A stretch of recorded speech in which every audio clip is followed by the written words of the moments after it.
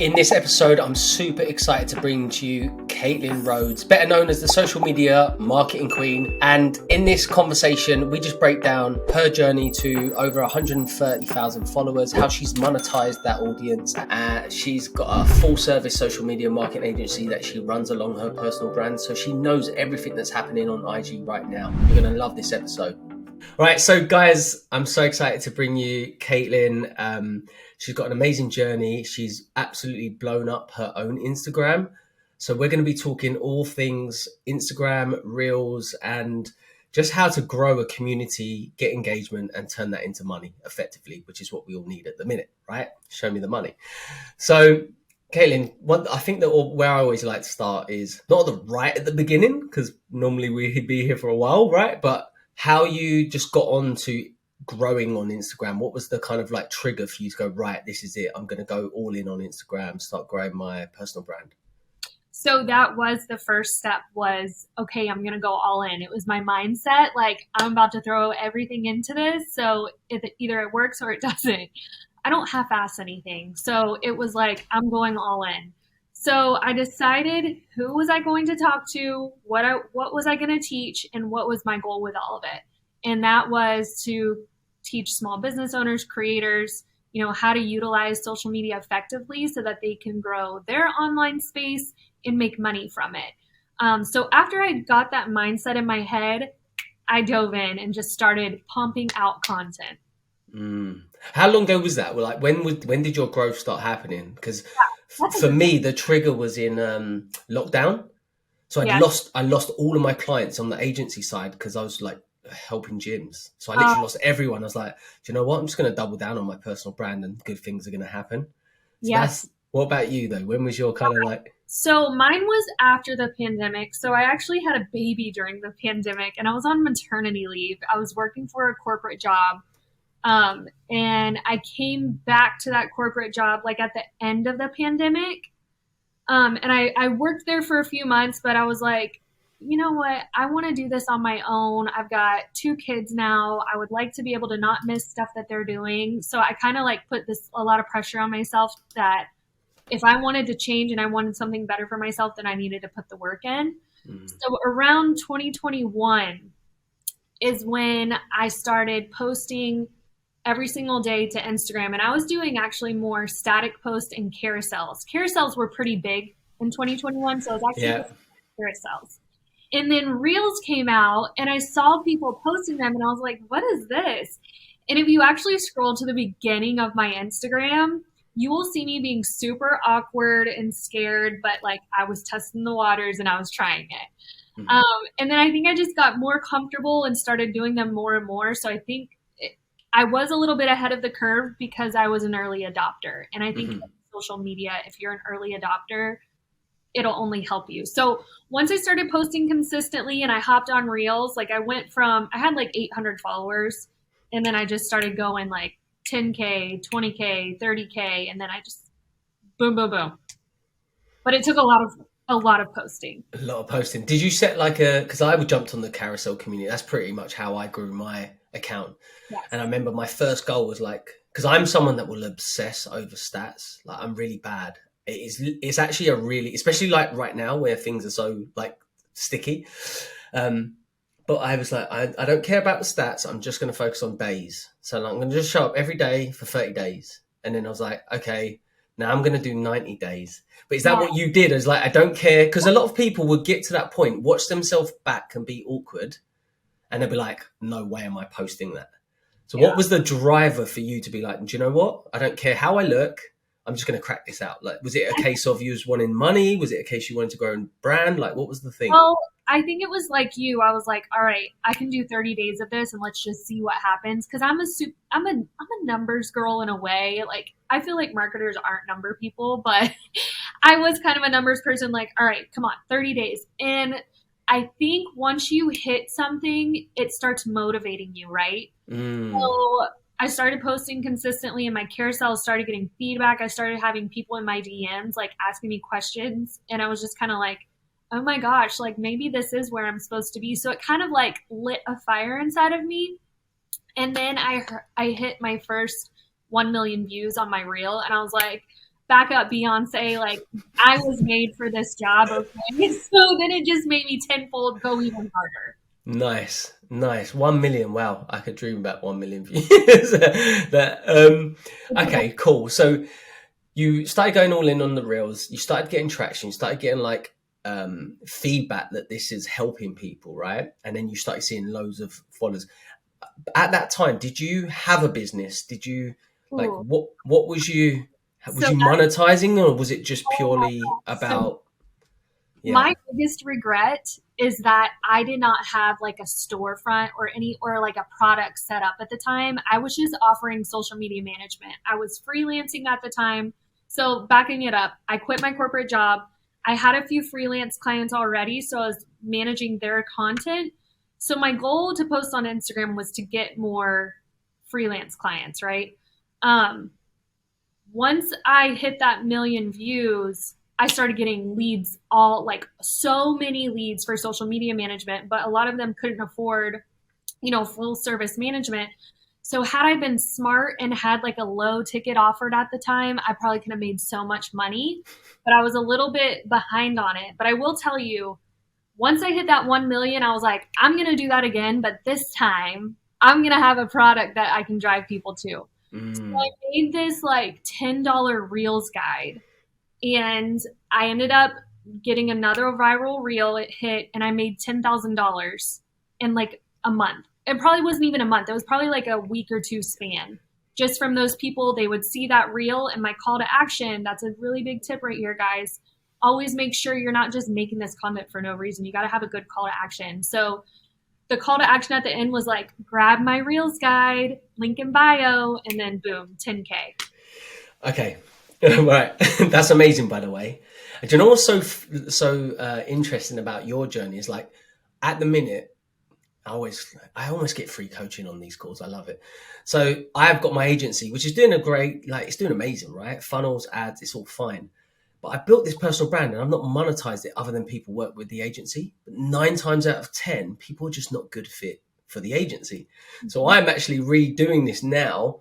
The challenge I have is that no one in my current audience, well, I say like a fraction, is actually there for like sales funnels and ads because they was all there originally for carousel designs. And so I'm almost like having to re-engage my audience, which is a slog, like but I'm actually starting. People think, oh, you're doing really well, but I'm actually starting that side of my business again, which is the digital product side. So all of this like really resonates and inspires me.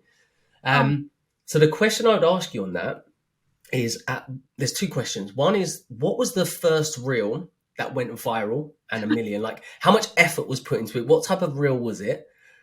And I'll back it up afterwards with the second. I want to it know was that the thing first. dumbest reel ever. And that's what happens. You'll spend all this time on making these really extravagant, fun reels, and then you'll do this one just like on a whim and it goes viral. And I was so embarrassed that it went viral because I think it was like some trending audio. And I was just kind of like walking in front of the camera. It was really dumb. And that's the one that went viral, of course. Because some people say, like I had this out with one of the guys on my team today who's got he's quite got a good following on TikTok, and he was like, "So I'm scared to do the trends because then if it gets loads of views, is that just people looking for trends and not people looking for what he was talking about, which is music, right?" So he's like, do I jump on a trend just to get the views, and then they're not people that actually follow or want to work with me anyway? Or like your target audience. So there is such it's like a double-edged sword with that. I know that when I do hop on the trends, the video is going to perform really well and I'll probably get a little influx of followers. But then those followers don't always stay engaged with my content because they were there for the trends. So it's a hard one. It's like I still think that it's important to include it in your growth strategy to get that audience going because then you can always try to engage them. But I would not solely rely on trends. No, you need to be adding value and educating them and making them want to buy from you. And me just doing like a trending audio of me walking and saying, hey, use this trend, that's getting me zero sales. It might make my vanity metrics go up, but zero sales. That's not what my strategy is all about. So it's like when I think about running ads, like you have top of funnel ads that is to get attention, Yeah. And you know that a percentage of those people, a huge chunk of those people, are never going to buy. But it's just to get eyes on, right? Eyes on the account and get Yes. more views and more people looking at you. So when you've done it again, similar-ish, and you now had a digital product, what was that reel this time I was around? definitely a little bit more strategic with it. It was a trending audio again, but I wasn't just like, hey, use this trending audio. I was doing something like, I don't know, I think it was something like, get here's how to make your reel perform better. And I gave a tip. And then I said, Mm, want more tips like that? Grab my 30-day reels guide. mm, It was using trending audio, but I wasn't just like being dumb on it. I was actually like thinking smartly, like, okay, what can they get out of this? What can I teach them to make sure that they're more not targeted, but just more of my what I'm looking for. more qualified, so they Yeah, know what the. that's And I it. think at that point, did you have a big like? What was the size of your following? Um, I'm I I'm, did I'm making you like proper go back in the memory bank here. I'm sorry. stuff, but I know I at least had. It was probably between my. Okay, I know I had at least 20,000 followers by then because it was after Wow. December. My friends celebrated me when I hit that 20K. So it was after that. Mm, But I don't wow. think you need a huge following to hit that 10K. Like, I think as long as your profile's optimized, you have a product, you have something, you have a plan in place, Mm, I think you can still make sales from that. yeah. Yeah, I always am so envious of like creators like you guys, like you, that is like can just get on, do a really short form piece of content. And I know I'm just like spending hours sending it to editors, and it's like it's such a tax on my time. It is. And now I'm in like perfectionism, like Paris. I can't remember the word, but what's it called? Procrastination. Like I don't want to change it because I'm like, oh, I don't want to start jumping on trends now. So I'm in this trap of like, what Yeah, way do I go? yeah. Um, but Mindset, yeah, go for it. mindset one, you need to change that mindset. Two, I will tell you, I'm envious of how beautiful your videos are. I like kind of fell down the rabbit hole of watching all your reels last night before our talk today, and I was just like, oh my God, like my reel should look so much better. His looks so good. So like don't think that your hard work is going unappreciated because I Mm. it's beautiful. And I also think people will take you probably more seriously than me who just spits out a funny reel of me doing a cartwheel giving you an Instagram tip. You know what I mean? Yeah, it's a balance, isn't it? Because I see that and go, personality, like easier to create. So I do think you need to have that balance. I guess it all depends on what your end goal is as well. And because I'm in that transition where it's not so much agency led, I'm like, I need to just swallow my pride, my ego, and just you know test more. Like actually, just test more. Um, I think you also need to be sharing some like for me example, I have my social media agency with management clients, but I kind of think of Social Marketing Queen, my Instagram page, as a separate entity almost. Like mm, my main goal is to attract people to my agency, but at the same time, there's people that just will never be able to afford us. And so, what am I just going to leave money on the table for all those people? So that's where you can make like a digital product, like a checklist, or maybe a free Facebook ads template that they could use. yeah. There's Well, so many. I think we're both on the Stan bandwagon, which is like great little online. It's like a game changer. That thing, man. I love that company. So that's something I've signed up to. And honestly, like I've not made a huge amount through it. Like, yeah, it's like been up there a month, and it's like I don't know, hundreds of pounds. I'm like waking up and seeing like money coming in when you're sleeping, which is the whole thing, from something that I just share in my agency to clients. Is like that a couple of £100 is better than like a 50 grand agreement in my mind because it's like the energy that has gone towards it. For So sure. Like 1000%, I think me not having a store set up sooner was my biggest mistake because what are you at the end of the day, what are you using your social media for unless you're driving them to a specific goal? And again, you have to think about different people, that could be in your buyers, or that could be in your audience that don't have the budget for this, but they have the budget for this. Like you should have a low ticket offer, a medium ticket, and a high ticket offer, and be pushing them all. Definitely. So let's help that starting out coach. This is, they're overwhelmed. They're going onto Instagram now. They're pumping out content, not really getting any traction. Mm-hmm. Like, what would you say they should be doing right now? Should they be focusing on reels? Should they be doing carousels still? What would you say?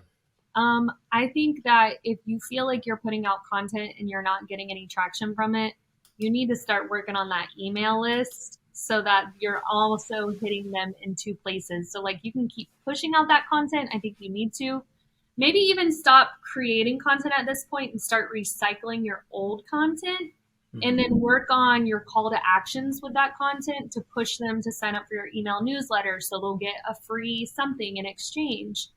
And then, start building the email list so that you can also post content, but you're also going to email them once a week and keep when someone sees you more than once, they think that you're everywhere. There's science behind that. So if you're not making anything from your Instagram right now, think of not different avenues. Like don't change up your strategy, but just maybe add on to that with something else. Yeah. Cause my account just disappeared one day. I woke up, I was like, okay, went to log into Instagram and I was like, bye Instagram. It just disappeared. It was gone. And because I'd only focused on agency, I hadn't been pulling people off for emails. And I was like, I'm so exposed here. Like, what am I doing? So again, all of these lessons back. I know this is what I teach clients, right? But just hadn't been doing it. Also, Stan has a really cool, like a freebie lead magnet tool. So like I've been pushing people to get like a free Instagram bio checklist. So you could do something like that to where you're capturing those people still, so you don't lose them when your account turn on. Definitely. But it came back like after a week, and I didn't lose hair because I was already bald. But What happened? Here's my theory, right? The week before, I don't know, I'm probably too small for it to even been picked up by him, but I basically had loads of scammers.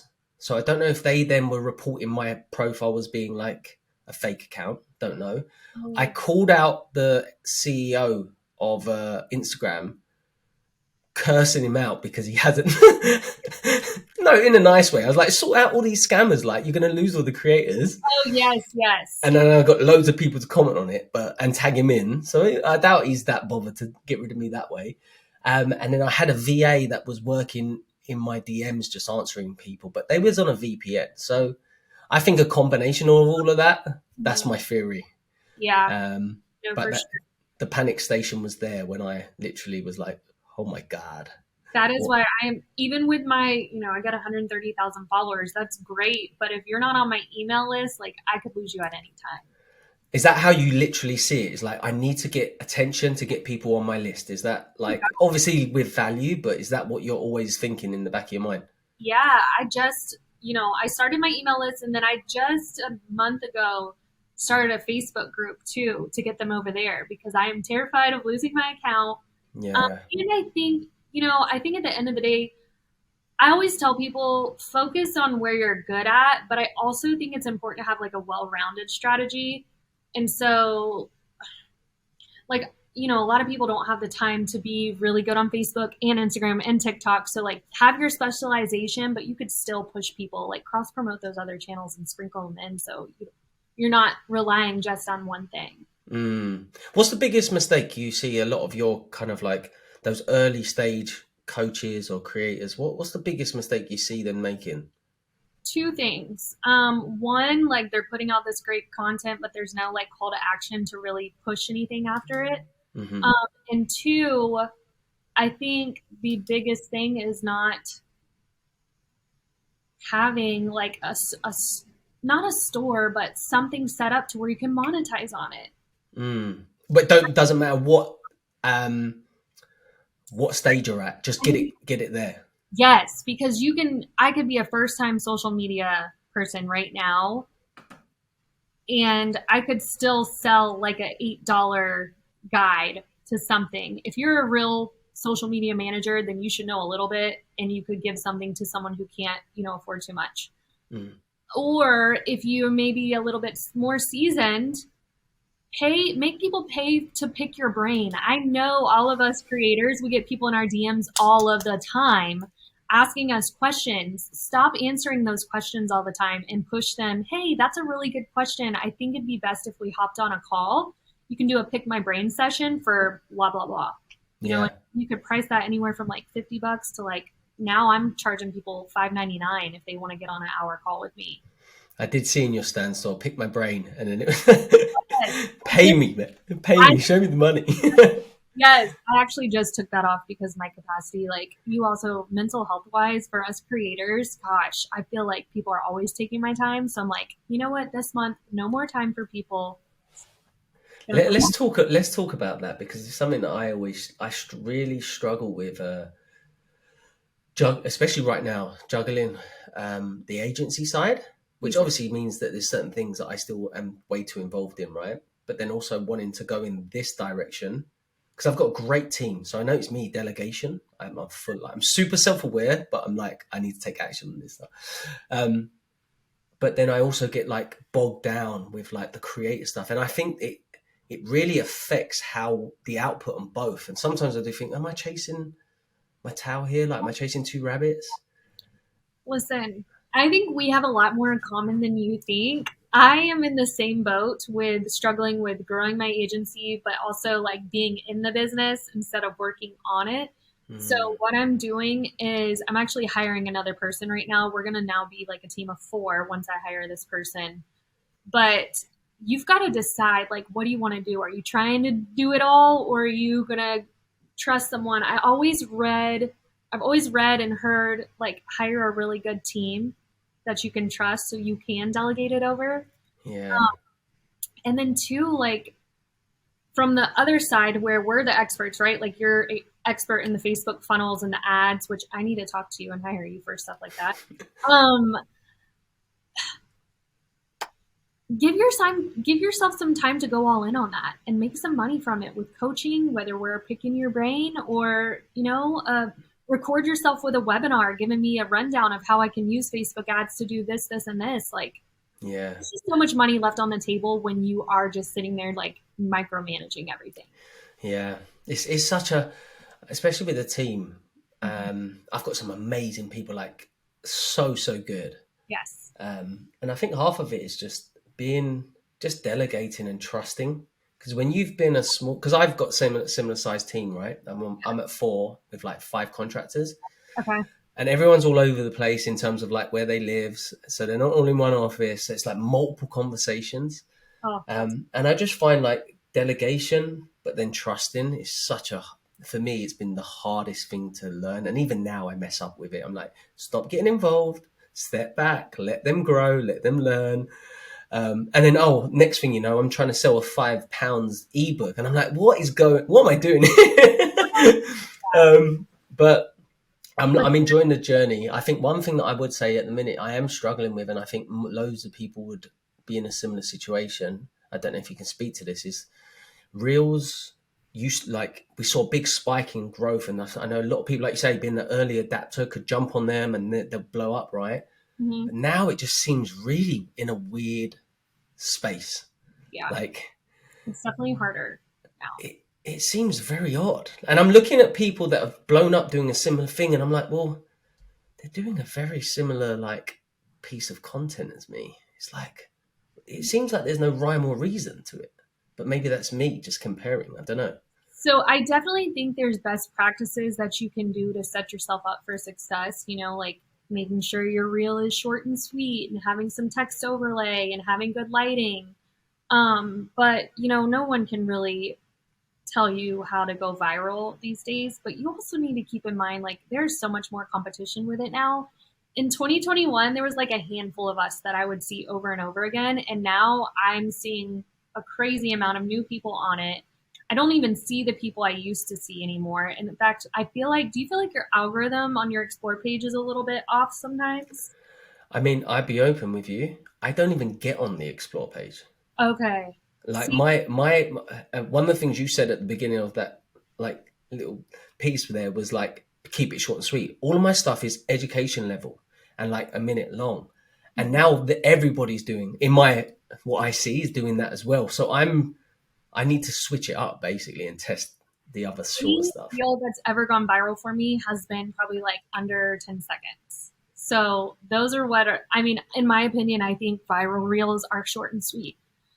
Are you repurposing your, like, a minute long is very long to me. Yeah. Are you putting it on YouTube or anything? I've been putting it on shorts, been putting it on TikTok. Okay. I'm in the process right now where I've been testing different stuff, like to like taking the mick out of marketers and like different combos. And that's what I already saw, like a spike in views. Okay. But then I'm also like, well, what am I chasing here? Am I chasing views? Like each piece of content needs to have in my head a purpose. And I lose sight of that sometimes and just go view chasing or like, oh, I'm not on. But then, I had the shout out post where you say like, I know, comment me below, like Yes. and then I'll get like 150 leads and I'll make a sale for an agency. So I've just got to manage. I think I've just got to test more short stuff and What just about test you more. to manage your expectations? Like, stop giving yourself a hard time. I'm really bad at that, to be Yeah. honest with you. I think Terrible. you're amazing, to be honest. Like, when I found all your stuff, I was like, oh, this is a no-brainer. I for sure want to talk with him. Like, he knows what he's doing. So from an outsider point of view who's just kind of met you and seen you, I think you're doing great work.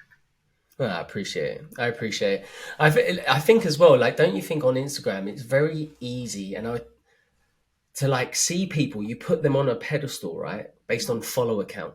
Yes, we do. We just do, right? But then here's me, like I'm buzzing over like £300 from a digital product. I'm literally like buzzing. Yeah, money in my bank's way better than you giving me a couple thousand followers. It's not Literally. that number. It's really not. And there's some accounts out there that could have 100,000 followers, but they're not making any sales because all they're posting is, here's how to use this trending sound. Yeah, it's I don't true. want those people. I still sprinkle those in because they do get me views and followers, but at the end of the day, I don't think they do anything for my business. Yeah. I'm learning here. I'm learning. Okay. So let's talk about your kind of like product journey, because I feel like a lot of people will be like, okay, well, what does the business side of it look like? You spoke about digital product and then you spoke about agency clients. Uh-huh. But is there programs and stuff that you've launched in between? Is there like coaching programs? Like, Yeah.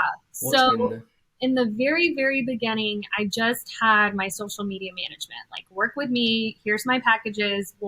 I'll do full service social media management. Once I started, and again, I got a lot of leads. We grew our agency that way.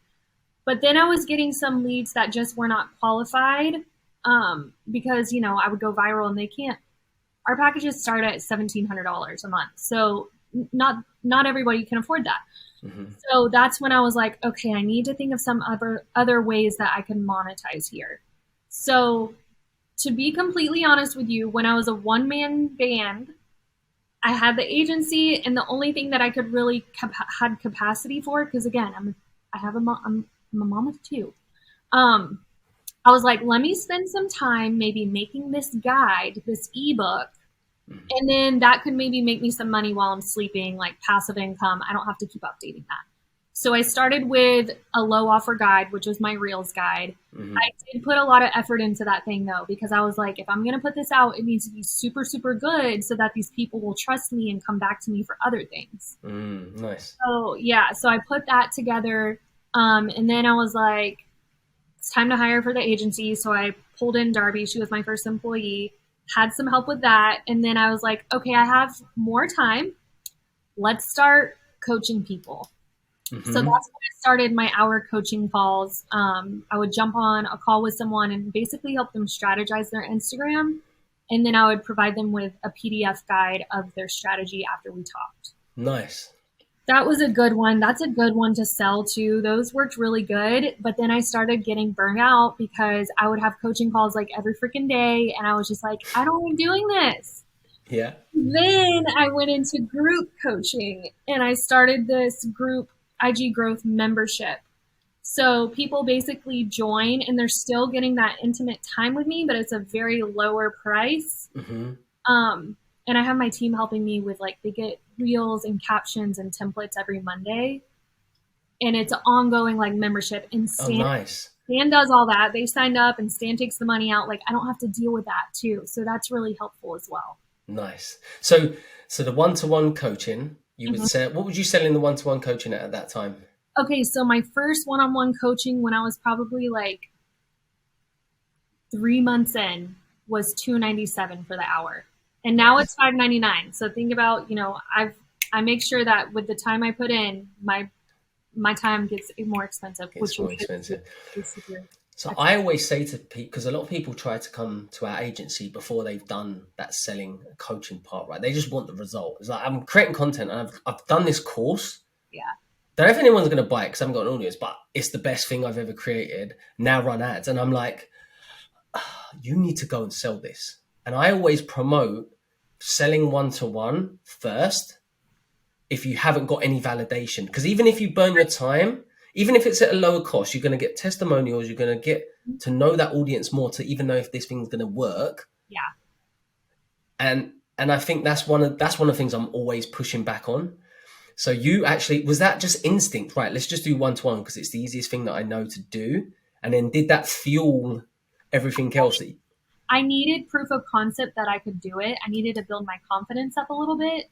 And I needed to kind of I felt like it was my practice era. You know what I mean? Yeah, 100%. Also, to be honest with you, I kind of threw myself into it because I was getting requests for it and I was like, no, I'm not doing that. I've never done that. So this girl was like, listen, I will pay you this if you'll coach me for this. And I was like, okay, let me try it. And then you learn about yourself and you're like, wow, I'm actually good at this. Like this brings. Yeah, it does. It's one of the best things coaching people. This is going to sound really bad, but well, maybe not. When a couple of years ago, when I was doing up my house, I was like 60 grand short, right? I was like, it started off at the kitchen and then Yeah. it ended up like the whole house is getting redone. I was like, I haven't got any money left. I was like, okay, I'm going to start coaching. So started doing like personal brand coaching. Okay. Made the money, loved it, but same thing happened. I was like completely burnt out. Like I was like, I'm never doing that again. My whole diary was like just obliterated with calls. And the hardest thing that I found about it, I didn't do like just one-off calls. I actually was doing like a month of like work with me for a month. Oh my God. So you're setting them things to do and they're not doing it. And these things are hard, right? They're like getting on camera, being Yes. so I was getting so bought into the fact that I couldn't like disconnect. I was like watching their Instagram, and I couldn't disconnect from their progress. And I was like, right, this is a big eye opener for me because I can't coach at that level if I can't learn to disconnect their success from mine. And it was like such a learning curve. And I've been scared to jump back into coaching since. I don't know if you got. It's just like even not doing that. I did that with that one girl and it was a lot for me. But even doing the calls, the 1 hour calls, it takes so much creativity and I call it brain juice from me. Like I could probably only handle one a week if I even started back up again. But Yeah, it's tough, isn't it? So then you learn everything about the audience, all of the people that follow you. You started doing your coaching. You're like, right, let's make it a group coaching thing because then I can teach to more people, less pressure on me, yes. and they get templates and reels and it's a good little offer. So I call it the IG Growth Plus membership because everything I'm giving to them is to help them grow on Instagram. So they're getting 3 reels prompts every Monday with trending audio, but also we'll give them like a bonus one that's not trending just to get their creativeness going. Caption, so they don't have to think about the caption because captions are important, guys, especially keywords in your caption help the algorithm to index your content so that it can send it to the right people anyways. So make sure you're being smart with your caption writing. And then templates. Everybody loves a good Reels template. They don't have to put their face on camera. They just pop it into Canva. So we're getting that out. And then we also have a Facebook group. So they really kind of have ongoing nice communication with me. But it's not to where I'm like you, where I'm following everybody's stuff to make sure they're doing it and stuff. Because I can't handle that because I don't know how to turn it off. Yeah, I love it. I love it. How many members have you got? I think we're at like 120 members right now. Nice. But that's been over a course of a couple months. Yeah. It's still good though, like even still, because it's more your time that Yeah. is great about that, and it's a subscription, and it's a lower entry point, so they can come in. So Yes. yeah, I'll also that's give you one more tip on that for everybody. I didn't get to 120 members just by posting about it once or twice a month either. Like, I will do campaigns where I talk about it like 7 days in a row to kind of launch it, to kind of get it out there. Um, mm, and then I'll continuously push it throughout the month because you can't just expect to sell things out without talking about it. yeah. That's another thing that I think a lot of people do, is because even myself, if you want to promote something, they'll create this piece of content, promote it, and it's like, oh, didn't get much sales, and then they move on, and they don't retry it or redo it. Yes. Um, but yeah, it didn't work. I think there's also a way of like trying to sell it. Like, how would you say is a good way to sell?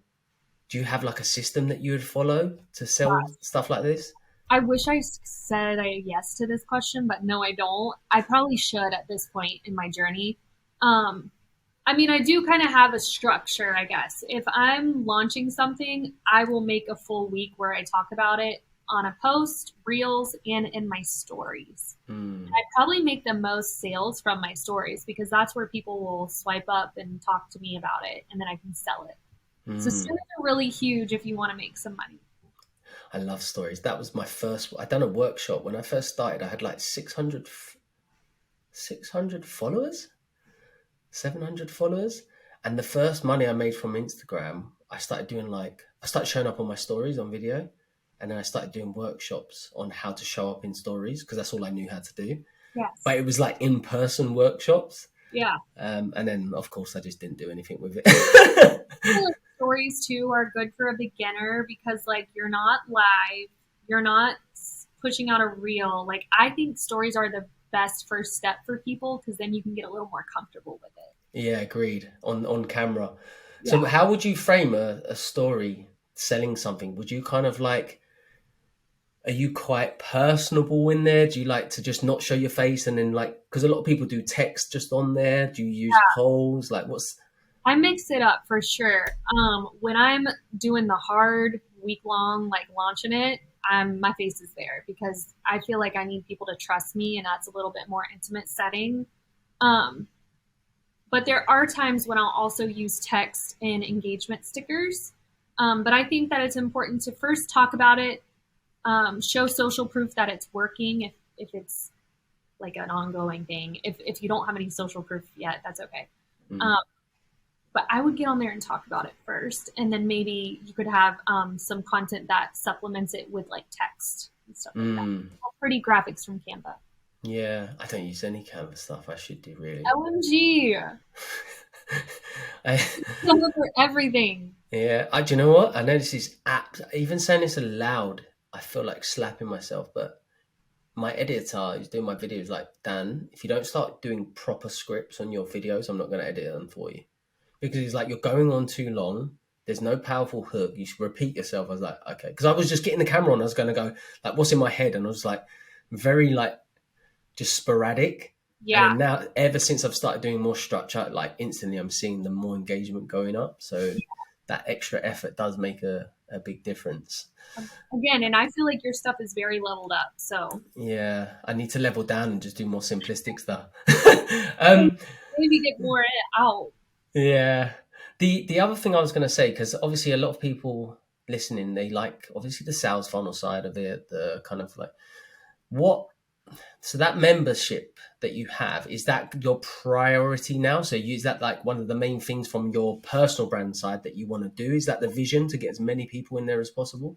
Yes, that is my priority. It's a little less effort than full on one on one coaching, but it still brings me joy. I still get to use my creativity and my expertise, and it still is fulfilling because I'll have these people talking in the group like with their successes. So joy, passion, expertise, all in one. Nice. Yeah, I think it's everyone. I think it's like having that lower ticket. I think memberships are great. I really do, and I've often thought about, okay, how do I tie it in? But I think, You could do a Facebook ads membership.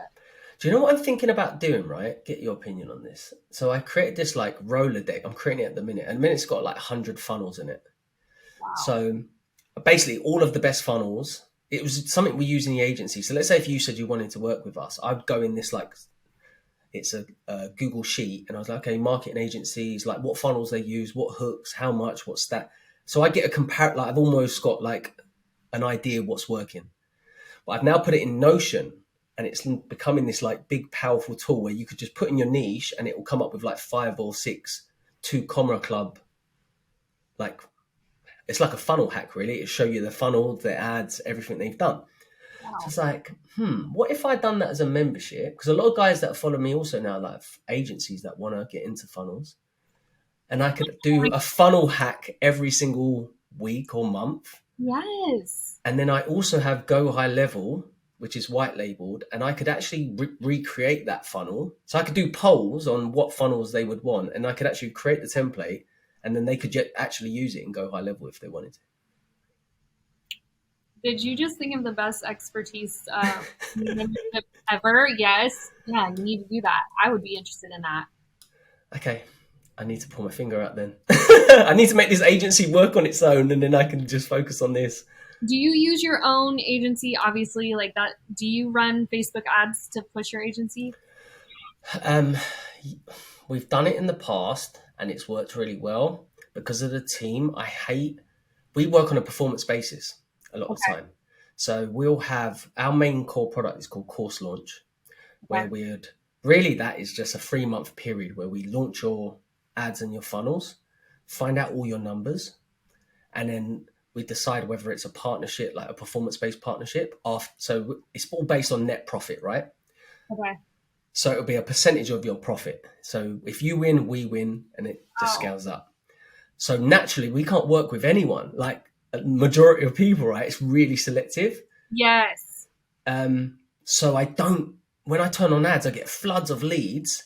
And if it's me making the calls, I will literally have like 10 calls a day, and it might be one, if that can do it. Mm-hmm. So before we turn the ads on again, I have to hire a salesperson to just qualify, because otherwise it's my time, which is like treble of someone that could just do sales. I am doing the same thing. I do all of our sales calls. So it's like, it's almost like what you wake up, you need these calls to scale, but then also it's like, where is my time best spent? The dilemmas, eh? I'm always honest about this stuff, because I think this is the stuff that everyone paints a pretty picture that their business and everything, it's all merry, but really we're just like swans like this under the water. Like, oh, I am drowning on the daily. I guess everything when, you're jumping into things, I guess it, try it. If it works, it works. I've done a lot of trial and error as a business owner, but I think that's what helps you grow too. And I think feeling uncomfortable is when you're really like, you're about to grow or you're growing. So it's uncomfortable too.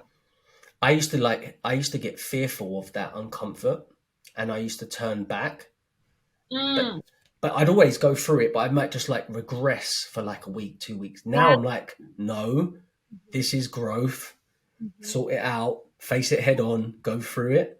And then the rate on which you mess up and fail is actually, if I can fail like 4, 5, 6 times a week faster than everyone else, then we progress more as well. Like, it depends on how much of a risk you're taking, but yeah, it's almost empowering too. After it's all said and done, you're like, yeah, I just did that. You know what I mean? No, it's true. It's very true.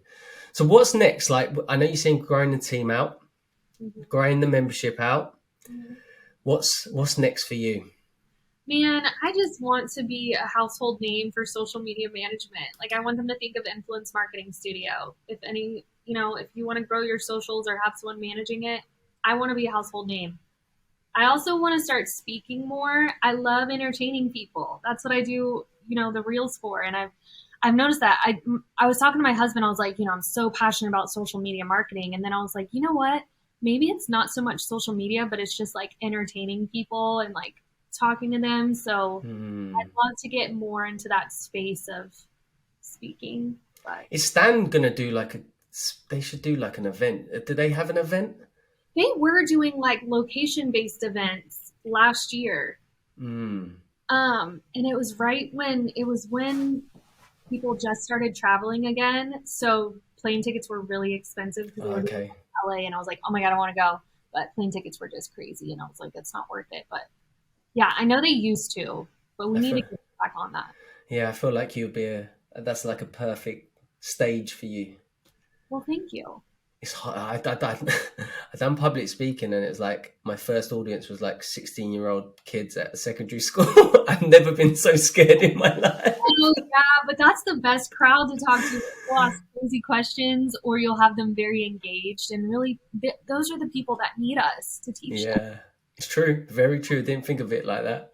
Didn't Mhm. think of it like that. Okay, so one thing that I'd like to leave on is with your audience, and I know you've got that community going, but what do you find is like the biggest blocker that they have in terms of progressing on social media? Like, what is the thing that if you could just sprinkle a little bit of magic dust on all of their heads and solve that one thing, they would all do better? 1000% is confidence. Mm, Just confidence. Just post it. It doesn't have to be pretty. It doesn't have to be perfect. We don't want packaged and beautiful. We want authentic, real, genuine. Just do it. That's my mm, biggest advice to anyone starting out. yeah, it's like a muscle. It's like It is.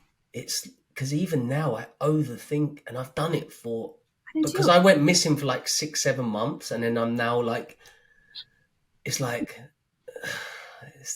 I get like this overthinking of like, oh, what people gonna think, and I was like, shut up, get on with it. I think of the same thing. And then I make a sale and I'm like, okay, who cares if they were laughing at me? Listen, when I first started all of this stuff, like I had people talking about me because I'm from a very small town. So of course, like some people would probably make fun of me. What is she doing? Mm, At the end of the day, they're not paying my bills. 100%. You know what I mean? So I'm stop with you. doing what everyone else thinks. Yeah. It's a muscle. You just got to keep like literally. You just have to. I think the biggest thing that got me through that was just committing to a time frame rather than an outcome of quality. Yeah. Just stick to and it doesn't matter. Just have to. And sometimes even not even having it planned is better. But then sometimes it's if you plan it, Yeah. because sometimes I'll create content and I won't post for a week. And when I go to create, I was like, that's crap. Like I'm not posting that. Whereas when I used to do, you have to create that day, post that day, move on, and it was like You just need someone to do it for you so that you can't overthink. Like you just need to be like, do this for me because you're in your own way. yeah, very true. Very true. I need to liven up. Yeah. All right, cool. Well, listen, this has been amazing. And I know it was mainly to talk about reels, but I feel like we've gone all over the place, but it's been super helpful. And yeah, I'm just grateful for you joining and sharing your experience and, maybe give everyone an idea where they can find you. Yes. Um, yeah, Totally. Follow me on Instagram. That's where I'm at. The biggest social marketing queen. I love Um, the name, by the way. It's like listen, bullish, that bullish. is 14 and I would love to change it, but now I'm just like dubbed like I can't change it now, so I'm stuck with it. But I would love to see y'all join my Instagram community. And from there you'll find all, I've got a blog, I've got a YouTube channel, I've got a Facebook group, but I'm most lively on Instagram. Go and follow, guys. You won't be disappointed and you'll learn tons. Thank you. Thank you so much, Katelyn. I appreciate you. And thanks for listening in, guys. See you later.